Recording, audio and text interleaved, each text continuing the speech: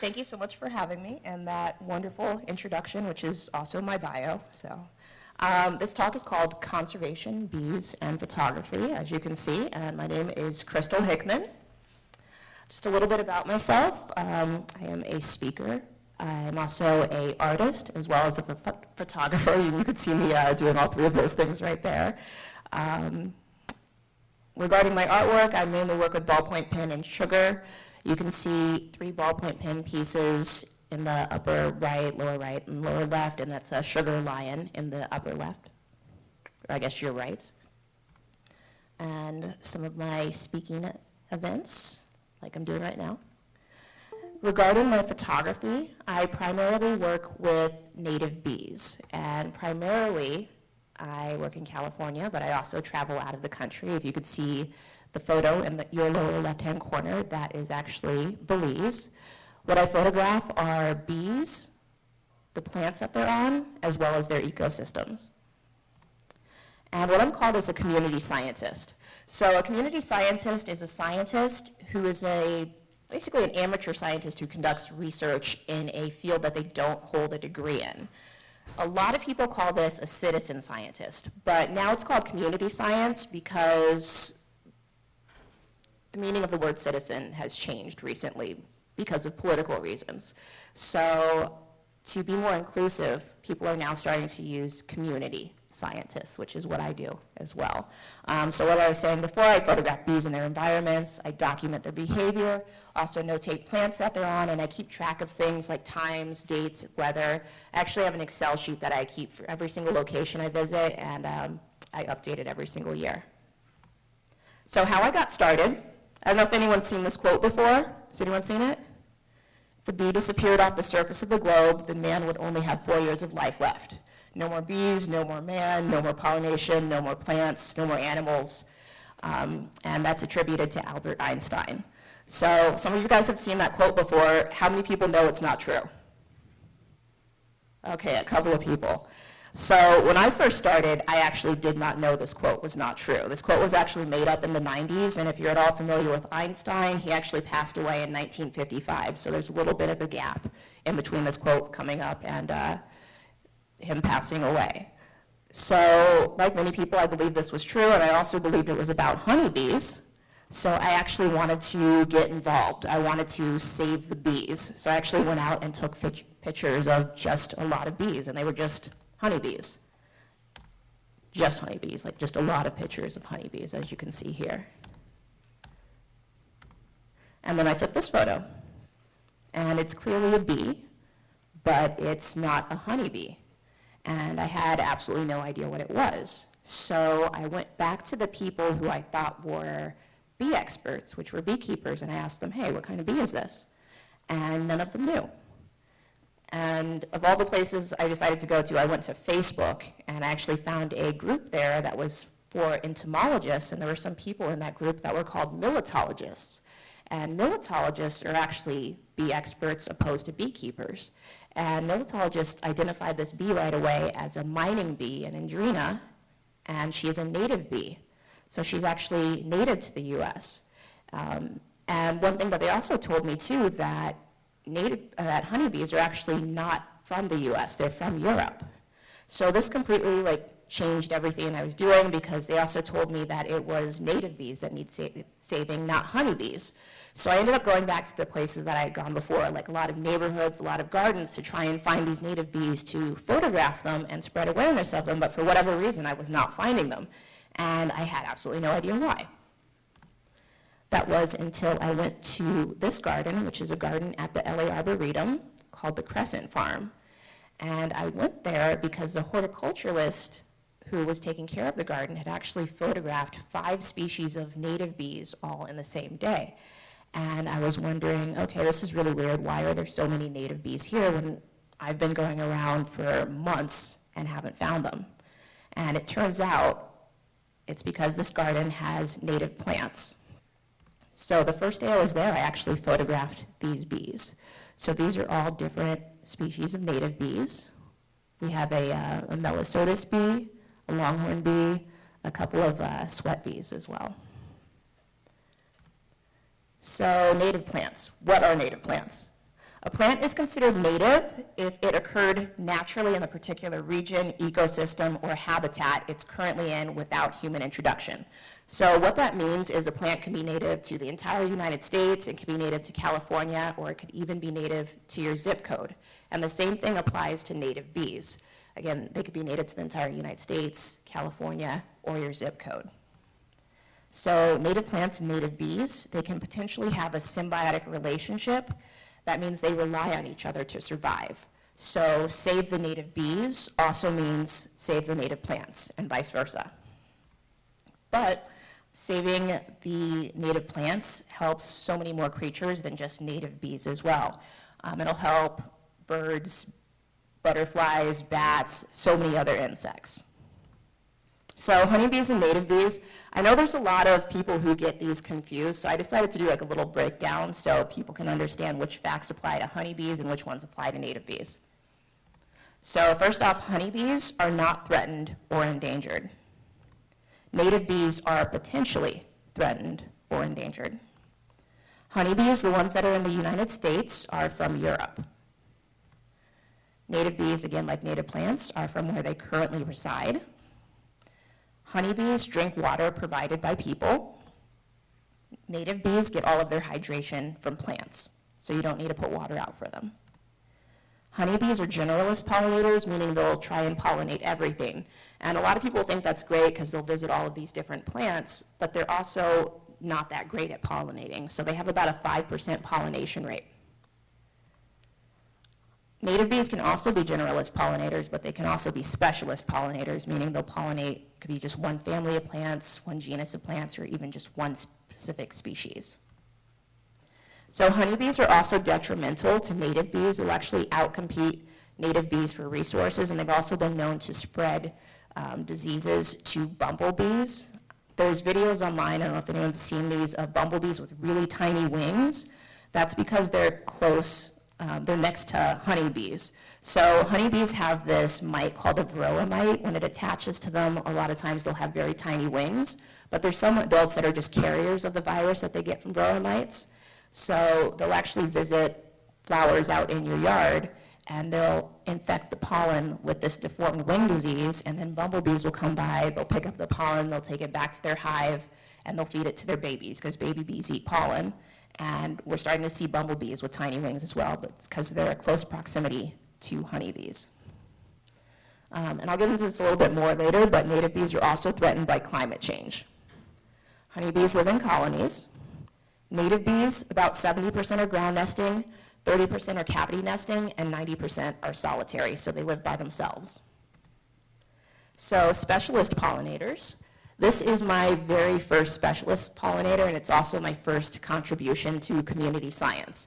This is called a Perdita nisuta, and I don't know if you guys are familiar with the scientific names for a lot of plants and animals, but Perdita is a genus, nisuta is a species, so it's like saying with humans or people, that's our common name. Our scientific name is Homo sapiens. So basically, I'm saying the scientific name here. But this bee has a specialist relationship with this buckwheat that it's on. And I actually found it when I was driving through the Mojave Desert. And what's really cool about this bee is actually, if you see the male in your lower left-hand corner, he has kind of like a duck facial feature. No one knew what that facial feature was for. Because of the way a lot of militologists are studying bees now, they're actually putting out traps with liquid in them, and then the bees fly in them, and then they pass away. They take them back to a lab and study them. No one knew what that facial feature was for, but because I was going out looking at these guys alive, I actually found out what that facial feature was for within about 30 minutes and photographed it. So the male is actually trapping the female there from flying away. He has her antennas pinned on either side of his facial feature, and he's trying to mate with her. So really positive facial feature there. But and what's also really cool about this too is you can tell everything evolved together. So everything on this buckwheat was sort of the same color of red or yellow, which I just thought was really cool. And specialist pollinators can also be really small. This is a bee that I actually found by looking for the plant that it was on. So this is the smallest, potentially the smallest bee in the world. It's about 2 millimeters. If you actually look in the corner there, there's flowers on it. So it kind of gives you an idea of how big the bee is.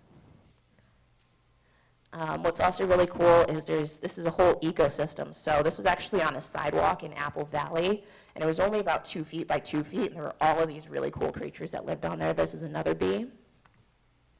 And all of these insects lived on there as well. The one in the center is really cool. This is a mite. Doesn't have a common name, but it's called a Paratarsodomus macropalpus, and it's the fastest land animal on Earth relative to its size. It's 0.5 millimeters, and if it was the size of a human, it would run about 1,300 miles an hour, so really fast. And let's see here, I made a little video just to kind of show you the creatures on this sand mat.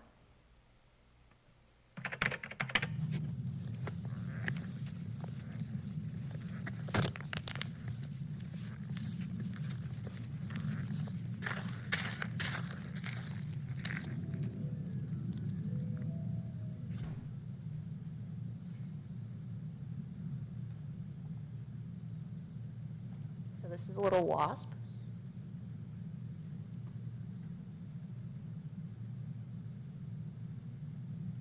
And this is a carpenter ant, just to show you how small everything is.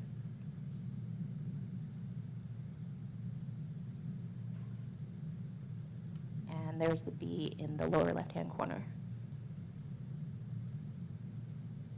And one really cool way you can tell male bees from female bees, females are the only ones that collect pollen.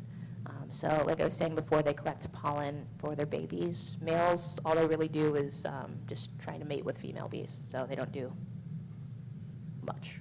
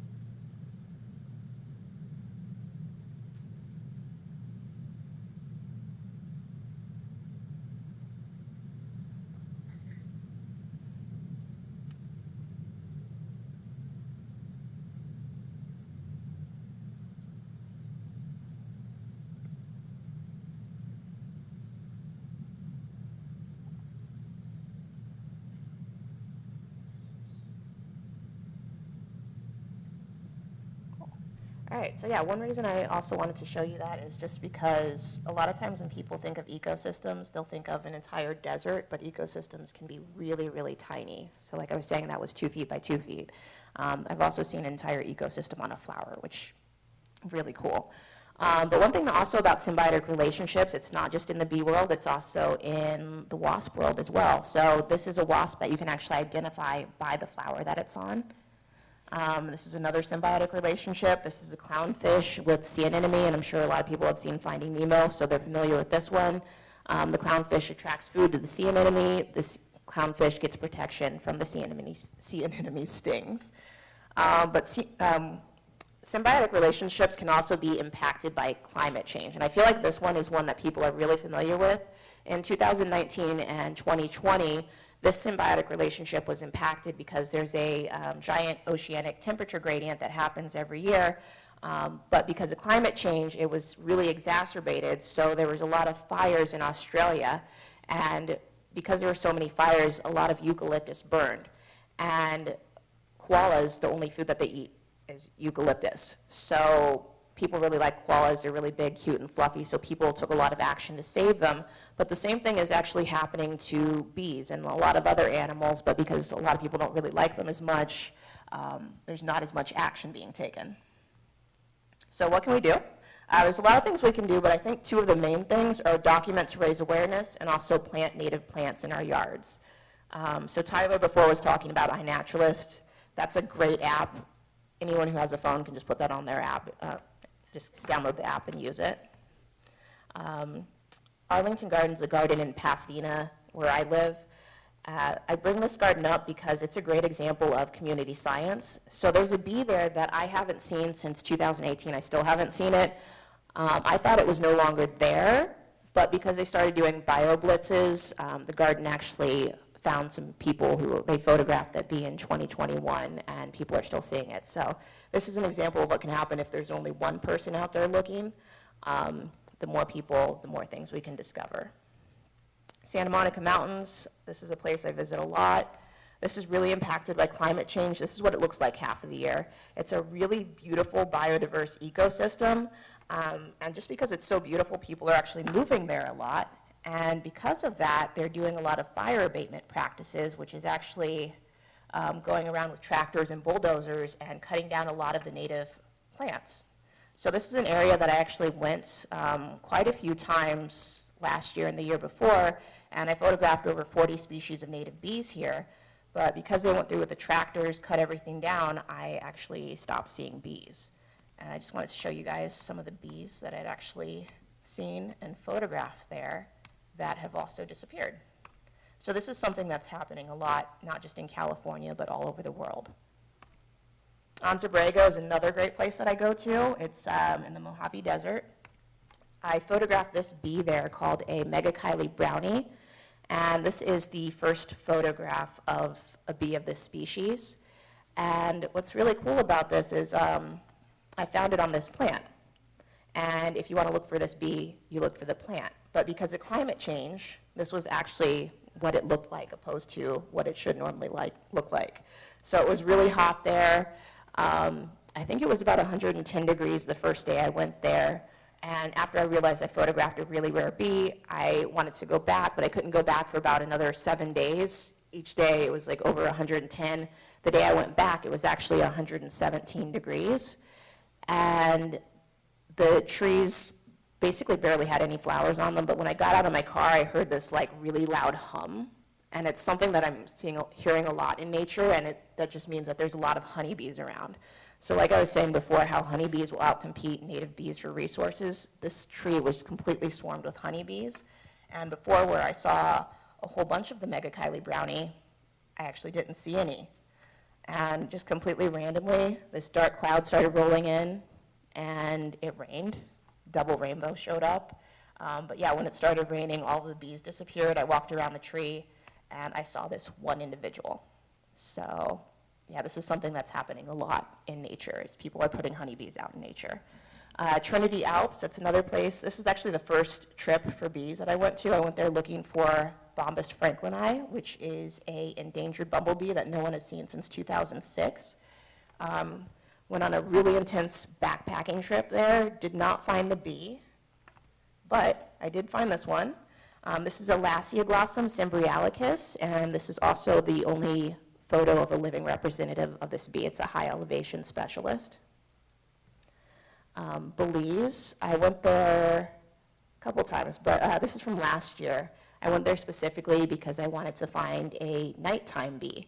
So there are bees that actually fly at night. So I put out some light traps, kind of a little, not the highest quality, but I just hung some towels on some clothes hangers, and one of them I put like a black light on, and the other one a flashlight. And within 10 minutes, this bee showed up. So this is a nighttime flying bee, which is really cool. Native landscaping, this is something that everyone could do in their yards. This is actually my friend Paloma's yard. What's really cool about her yard is she has this bee in it. It's called a Perdita interrupta, and it is a poppy specialist. So the males spend their whole adult lives on poppies waiting for females, and females show up and collect pollen. And what's really cool about this bee is it's really, really rare. But she has a huge population in her yard because she is planting native. And pretty much anyone in this room can contribute to community science because no one's ever found a burrow for this bee. So if you have poppies in your yard, look for this bee in like March or April. If you find a burrow, get a photo. That can be a contribution that you can make. But not only does she have that rare bee, she also has this bee, which is a Bombus crotchii, or Crotch's bumblebee. It's one of California's 4 endangered bumblebees. So one great thing about having a native yard is you don't need a lot of pesticides or herbicides. So pesticides, I'm sure you guys all know this, but they kill insects that benefit plants. Herbicides can kill plants that benefit insects. So I was talking about those symbiotic relationships before where plants and animals rely on each other. Let's say my friend Paloma decided for some reason she didn't like the Perdita interrupta in her yard, so she sprayed a lot of pesticides. Who's going to pollinate the poppies? Or let's say for whatever reason she didn't like the poppies, she sprayed a bunch of herbicides. Where are the bees going to go?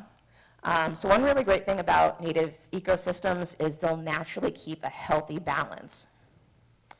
So one way that you know you have a healthy ecosystem in your yard is to look for indicator insects. This is a wasp. That is an indicator insect, but a lot of times people don't know it's actually in their yard because it's really, really tiny. So there it is on the right side of the quarter there. This is a male, and I think he's maybe about 3 millimeters, so he's pretty tiny. And there he is at Arlington Gardens, so they have a nice ecosystem as well. So what's really cool about this wasp is their life cycle relies on a creature a lot of us consider pests. A lot of us don't like aphids in our yard, but aphids are part of a healthy ecosystem. So what this wasp actually does, the females will do something called oviposit. They'll stick a little tiny egg in the body of an aphid. The aphid will swell up, become a mummy and like a cocoon, and a wasp will grow inside of it. When the wasp is ready to eclose or exit, it'll chew a little hole out the back of the aphid, kill the aphid, and if you see any like swollen aphids like this with a little cap on the back, then you know you have that wasp. Another indicator insect is lacewing larva. This one will also control aphid populations, also mealybugs, thrips, a lot of really tiny things that people don't like in their yards as well. Okay. And then I wanted to leave you guys with this video. This is a great special on PBS. It was a man's COVID project. Since he couldn't leave his yard in England, he decided to make a documentary about his native garden. You guys can watch it for free. I think it's absolutely brilliant. Yeah, it's called My Garden of 1,000 Bees. Okay. And then just going to go into my goals a little bit and then some photography as well. So I want to photograph all 4 of the endangered bumblebees in California. I've got one so far. I've done 2 trips to try and get a second one. There's 2 more that I'm working for. Also, there's 1,643 recognized species as of last year in California of bees. I think it'd be great if when people thought of bees, they thought of more than just honeybees, because in the entire world, there's actually over 20,000 species. Also want to promote and create native landscaping bridges. So a native landscaping bridge, for example, like my friend Paloma's yard, what if she moves and the people who decide to move in just want to put in a green lawn? What happens to all of those creatures in that ecosystems that she created? So if you encourage your friends or your neighbors to just plant a small area of native plants, these creatures will have options of different places to go to. I'm also working on a coffee table book with National Geographic, and I just released some native bee flashcards this year. So, yeah. Thank you.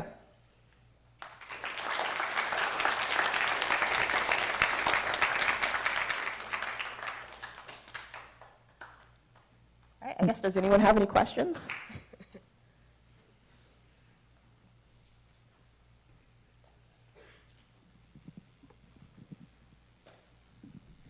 Hi, I really liked your thing. Do you have a favorite species of native bee? And also, would you ever consider getting a degree in entomology specifically? Or is this just a sort of, community science project for you? So my favorite bee, actually I have 2. So the Perdita, which one of them, again, is the world's smallest bee. And then I also really like Anthophora, which is a really fluffy bee. It's kind of big like a bumblebee. And as far as getting a degree in entomology or militology, I have thought about it, but I do not want to go into debt. So, no. I know that's great to say to people who are about ready to go to college, but yeah. So I really liked your photography. I thought it was really amazing. And I was just wondering, do you get stung a lot by bees during your work? Actually rarely ever get stung. One really cool thing about native bees is they rarely ever sting you. I actually got stung by my first native bee last month, but it was because I had my hand stuck in a bumblebee hive for about 2 hours, and I got stung on the finger, so kind of earned it, but yeah. Hi. What are the issues with the honeybees or the bumblebees? Like, what's the issue with them overpopulating? Like, why does that affect the native bees negatively? So the thing is, honeybees on their own aren't bad, but people are farming them. So it's basically like releasing a farm animal out into the wild, but then they're not managed. So they're allowed to go to pretty much everything in the area. They have about a 2-mile flight range. So they'll try and pollinate things. And it's compounded by also things like climate change and development. So there's a lot less resources. So with the bees, the honeybees that are impacted by the varroa mites, they're more likely to infect the pollen in that 2-mile radius. So when other native bees, which don't have a lot of options to visit other flowers, visit that same flower, they pick up that infected pollen and they take it back to either their hive or their nest and feed it to their baby bees, which is why they're infected. There was a study that actually came out, I think last year, that said one way to help prevent that is, again, just plant more native plants. So more biodiversity actually helps decrease the likeliness of bumblebees being infected. Yeah, I know you were talking about how you should plant native plants in your around your house, so you can help get native bees around. Is there any way to help these native bees without exactly having them near your house? I mean, I guess you can encourage your neighbors to plant things. Is there a reason why you don't want them near your house? Oh, you're scared of bees? Oh, okay. Yeah, I would just honestly encourage your neighbors to plant native plants. And I think, too, when you go out in nature and you just experience these creatures, just because they rarely do sting unless, you stick your hand in their hive, I feel like it really decreases the fear of them because they are really adorable. Okay, so I have a question. What native plants would you recommend to put in your garden? So what I would recommend doing is going to a place like the Audubon Society's website and putting in your specific zip code, and it'll tell you plants that are native to your area. But with that said, lupin, like Tyler was talking about before, is a great plant. So is buckwheat, poppies are also really great. A lot of flowering trees. Carpenter bees really love those. Redbud trees are also really great. Why did you have your hand stuck in a bumblebee hive?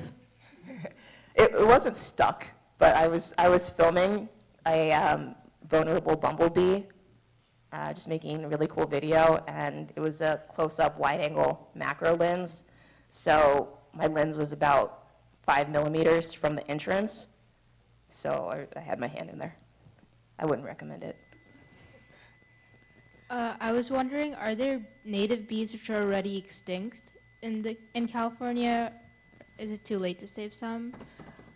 So possibly. The Bombus franklini that I showed you, that one hasn't been seen since 2006, but it was officially labeled as endangered in 2020. So one of the issues is, kind of like I was talking about at Arlington Garden, is there's not a lot of people looking. So there's bees that people haven't seen for decades that might be completely gone, but we don't know. A lot of times with my trips where I go to the Colorado Desert, White Mountains, places like that, I'll see bees that haven't been observed since the 40s, 50s, or 60s. Over a year ago, I heard that if you take a salt shaker and you put a bunch of native seeds in it, it's an easy way to just sprinkle them around your native area. But then I did that and I was told it's illegal, but why would it matter if they're naturally native to the area anyways? That's a really complicated question to answer. That's a whole conversation. So I'll just say this.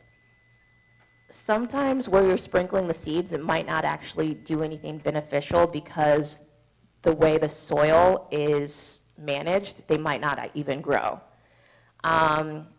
instead of just going around and sprinkling seeds randomly, I would maybe talk to a different organization, like kind of turning, like, one thing that you really need to do to help create an ecosystem is create healthy soil first. So that's like the base of the ecosystem. So if you don't have the healthy soil, if you're just sprinkling native seeds on grass, like a lawn, it's not really gonna do much.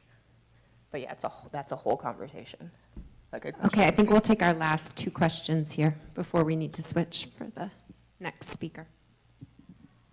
Would you ever consider photographing or studying the hallucinative bees in Nepal?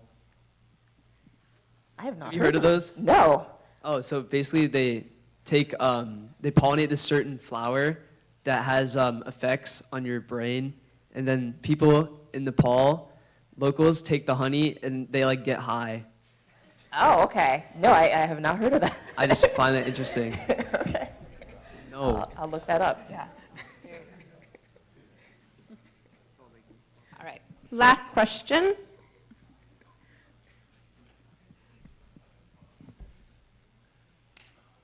You said it was really hard to find endangered bees.